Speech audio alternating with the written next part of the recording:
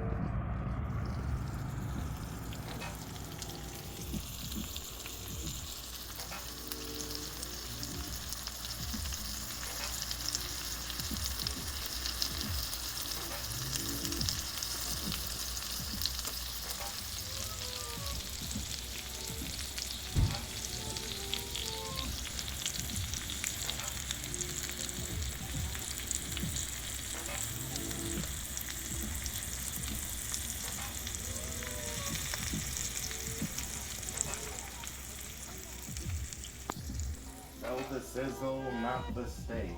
That's why I'm cooking steaks and selling blood.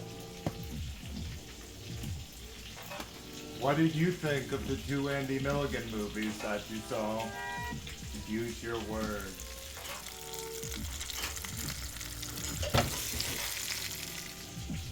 Good.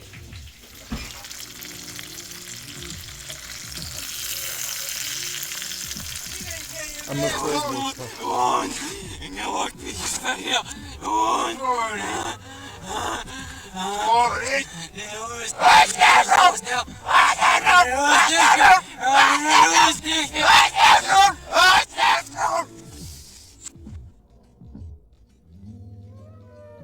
there's something that's deeply interesting with how Andy Milligan, especially in his handheld work, shot his work. There's a real just fingerprint of just getting a sense of who, for better or worse, often for worse, who the guy was. And it's a very odd kind of just potent, but yeah, 16 Andy Milligan films over the course of 4 months in 2026. Certainly I'll watch more, but my God. Initially, I don't even really know the first time I heard about Andy Milligan. It's all generally kind of a blur. But I can say definitively that I ended up going to the Gap Grindhouse, the first edition, and the first film that they played was Andy Milligan's Flesh Pot on 42nd Street. Where the hell? Flesh Pot on 42nd Street. They played the Grindhouse Girls, the Girls of 42nd Street, that version of the film.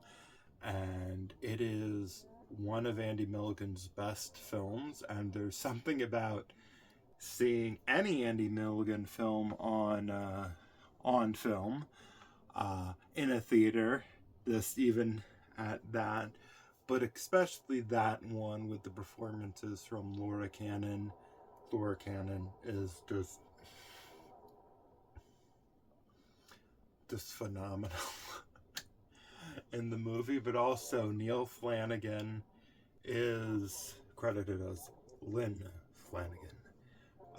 I think also gives an incredible performance. There's a guy there, another guy whose name, I think it's Harry Reeves or Harry Reams, I'm forgetting, but the sort of stable-ish boyfriend that Laura Cannon's character gets involved with.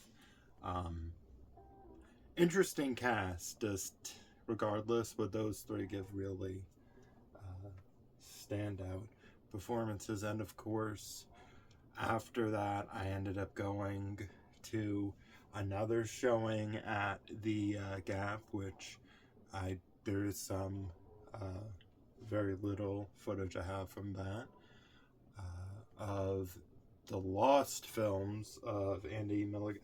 I'm forgetting, I think it's like the Lost film, or it might even be the Lost Legacy of, but it was a showing of two of his Lost films, including a documentary on him, and it was sort of done to showcase, highlight, not necessarily, just, I don't quite know the best phrasing, serendipity, just, this was released at a similar time, so why not give this a nice, proper showing for the documentary.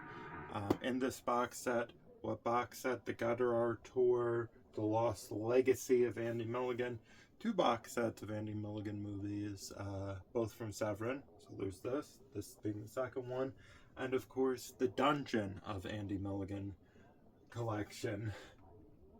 I often leave out that collection at the end.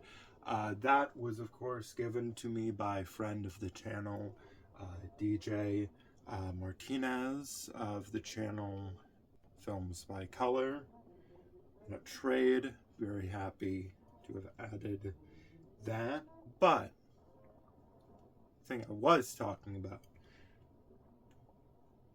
I got to see The Degenerates and Kiss Me, Kiss Me, Kiss Me, 2 more of Andy Milligan's best work in a theater. These were DCP showing. I believe they were playing the restorations that were featured on this disc, and it's a miracle, although I'm not sure if were they restored?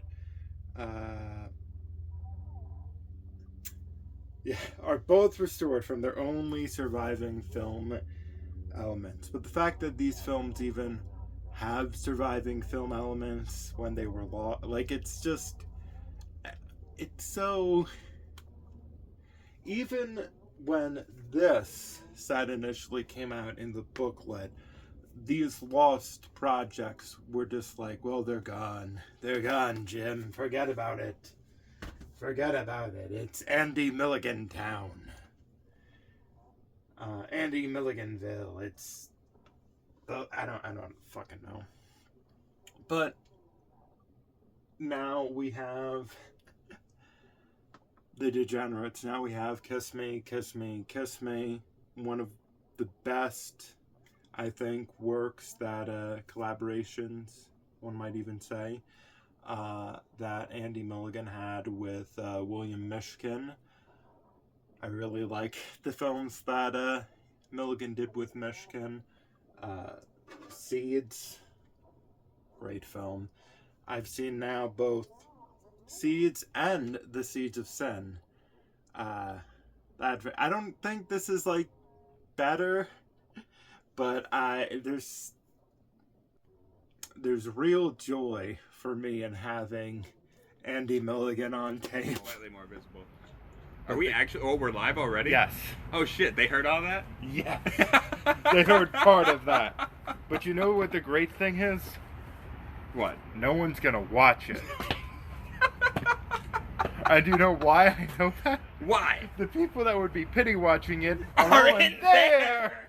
And this just even more so. I'm not even. You know, I'm not. It's a tones, expressions, feelings. You know, even if it's guttural disgust.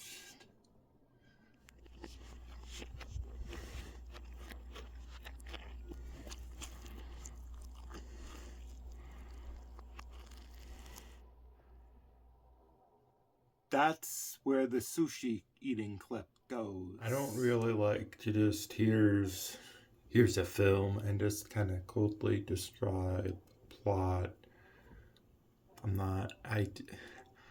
I find films very immersive, and I think to be experienced. And if you like experiencing films, then you should definitely consider going to the Gap Theater, Gap.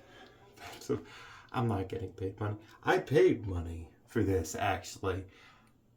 April 9th. That's tomorrow. From when this is going to get posted. 7:30. See Fellini, Satyricon, in 35 millimeter. It's an experience, cinematic experience that must be seen in the theater. It's not quite true. It is true. It's the truest thing you'll hear today. That's a fact. And if that's too soon, what you can do, go to the Gap Theater on April 11th. I mentioned the Gap Grindhouse, Volume 1. Why not? If you missed the first one, or even if you didn't miss the first one, why not go to the second one? And if you like the second one, why not consider going to the third one? Why not save the date? June 4th, Friday. Gap Grindhouse, Volume 3. Sponsored again by me. Not that I've sponsored a Gap Grindhouse, but the Fellini Satyricon. Then, Gap Grindhouse number 3. Gap Grindhouse number 3, sponsored by me, Jeffrey E. Petrone. And that's going to be a showcase of Italian sexploitation films featuring some of your favorite Italian starlets. And I know nothing about what's going to get played, but I am so excited. I am so excited for that. You buy tickets.